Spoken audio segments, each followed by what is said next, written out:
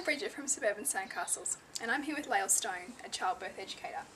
Her business About Birth has programs which help new parents prepare for birth. So Lael, I'd love to talk to you about really birth in Australia and where we're at. So if you could tell us a bit about your view of things. Well, we've had About Birth for nearly 12 years now, and we created About Birth really because we wanted to give women positive birth experiences. You know, I came to working in birth from my own experiences. 15 years ago when I had my son, I was incredibly naive. I had no idea about what childbirth was. I kind of just went with the mentality of it'll be fine, it'll be just one day, I'll just wing it. I really wanted to have a natural birth, but I had no idea what that meant, you know, and so after quite a long labour and, you know, I ended up then getting induced and had every drug you can possibly have and had a pretty traumatic experience. And when my son was born, for weeks and weeks, I just could not get my head around what had happened to me. I was really quite traumatised, but the whole experience had quite an effect with bonding with my son. And I think I pretty much spent the first year of his life trying to figure out what had happened with my birth. So I would talk to everyone about it, which is what a lot of women do. They talk about their nasty, horrible, traumatic stories, which is a way of really processing what happened. So, you know, I talked a lot about trying to figure out what had happened to me, you know, and I kind of got told, look, you've got a healthy baby and you're fine, it's fine. But I actually wasn't fine. I think I spent the good year in shock, really. And so then second time around when I got pregnant, I thought I have to do it differently. And, you know, I thought that meant just going to a different hospital. And so every time I'd go for a checkup, I'd start hyperventilating. And my husband was like, I think you've got some issues you need to sort through. So I actually went and did a bit of counselling and then met a really amazing independent midwife and an incredible doctor who then offered me kind of the care and support that I really, really was after. And I had a really amazing birth with my daughter. I had a water birth. She ended up being born at home, and it was a life-changing experience for me. And from the moment I gave birth to her, I remember thinking, oh, this is actually what it's meant to feel like. You know, there was an instant bond and love and probably the greatest high I've ever had my whole life. I think I've been chasing it ever since. And really, you know, that showed me actually that birth can be a positive, amazing experience. And that's actually what then got me into working in birth. So I then studied to become a doula and became a childbirth educator and started teaching workshops and assisting women at birth. So I've attended lots of births in all scenarios and taught maybe close to 500-600 couples. I teach calm birth as well, which is a really wonderful way to help women work with their bodies. And so I thought I knew a lot about birth, and then I had my third child about 7 years ago, and again had planned to have this incredible, you know, natural birth experience, and she had completely different ideas, and I ended up with a undiagnosed breech baby in labour, and after quite an eventful labour I ended up having a caesarean. And so I've had all kind of births that you can have personally, but you know, that birth in particular really taught me about what beautiful birth actually is, you know, and that really helped me actually understand that all birth actually can be beautiful. You know, I don't think there's any right or wrong way when it comes to birth, but it's about where you're sitting in the story that actually helps it. I think that's a key point to drive home too. I think that some women can feel threatened by, you know, this pressure perhaps that there is to have a natural birth or, you know, the judgments that we might have through intervention. But I think we need to understand too that yes, there's an ideal, but we also need to sit with however it unfolds and in fact empower ourselves with the knowledge to deal with that whichever way it may go. Setting the intention obviously to have it go the way we want, but also recognising that birth is unpredictable. Yeah, completely. And you know, I always say in all my classes, there's no right or wrong way to give birth, and nobody can tell you that you should do it this way or that way. Nobody's walked in your shoes. Nobody knows what story you bring to your birth, and ultimately, at the end of the day, your baby's going to choose how it wants to be born. You know, our job is to turn up, hopefully with some tools to help you work with your body. But then part of it is about getting out of the way, you know, and allowing your story to unfold. You know, some of the most beautiful births I've been at have been, you know, caesarean births, or it have been births with women with epidurals. Equally, I've seen babies be born on the lounge room floor as the sun is rising and, you know, in complete silence, you know.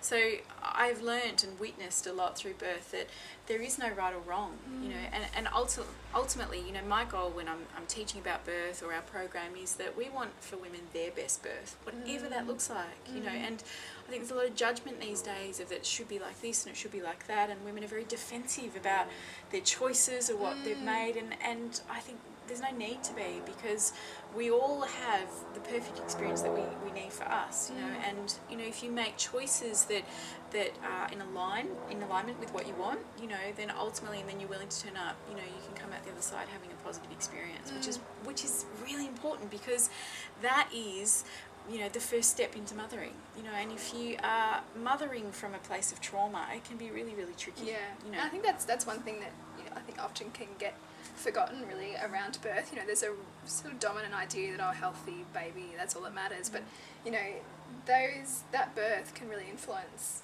how a mother bonds with her child, how that relationship is established, whether or not they breastfeed. Yeah. You know, and they're all things that we kind of need to go into birth with eyes wide open, I think. Completely. And microbirth, the upcoming screening, obviously it really looks at the impact of different birth intervention on lifelong health, but it's not about shaming anyone or judging anyone. It's rather, here's the information.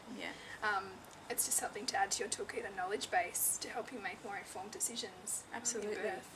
And I think that is a really important point you're saying. It's not, I mean, our physical health is incredibly important, but our mental health as women and mothers is equally as important, because, and you know, I think birth trauma is given a bit of a bad rap these days, of you should just get over it, but actually it's not something you can just get over. You know, if we witnessed a trauma, you know, in the street, or we experienced a car accident, or someone being killed, or those kind of things, we would be expected to be having to process that and get some help or therapy to work through that. Equally, birth for some women is one of the biggest events ever in their lives, you know, and they can feel very disempowered, and they can come out the other side with that complete shock and trauma, you know, and so we need to support women regardless of what kind of birth they have, and also make it a priority that women's mental health is really, really important. It's not, you know, a healthy baby, of course that's what we want, but we also need to have healthy mums, you know, in their spirit as well. It's really and healthy important. Relationships, and you know, and it ripples out.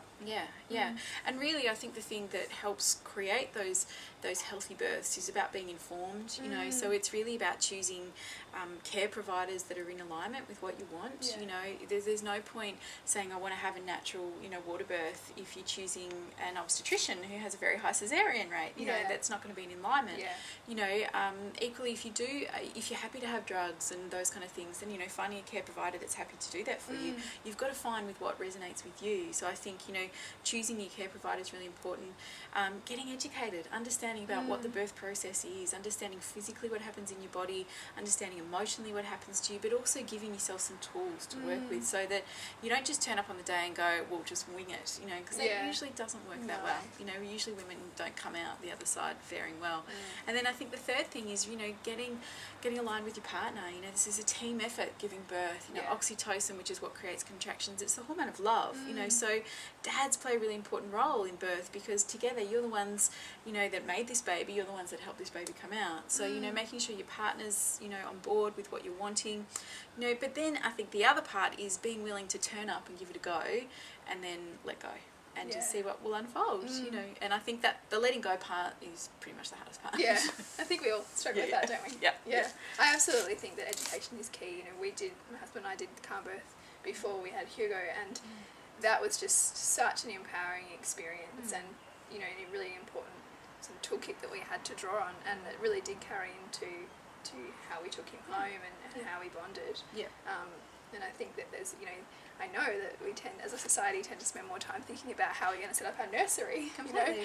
you know, and the baby's, you know, environment, I suppose, as opposed to looking at the kind of birth we want. Absolutely. You know, it's, you know, we know statistically, you know, there's only really in a lot of kind of our public hospitals 20% attendant rate at childbirth classes, right? So there's a big chunk of women that aren't doing any education at all, and that education is really, really important about just helping women understand about their choices, you know, and what may be happening to their body.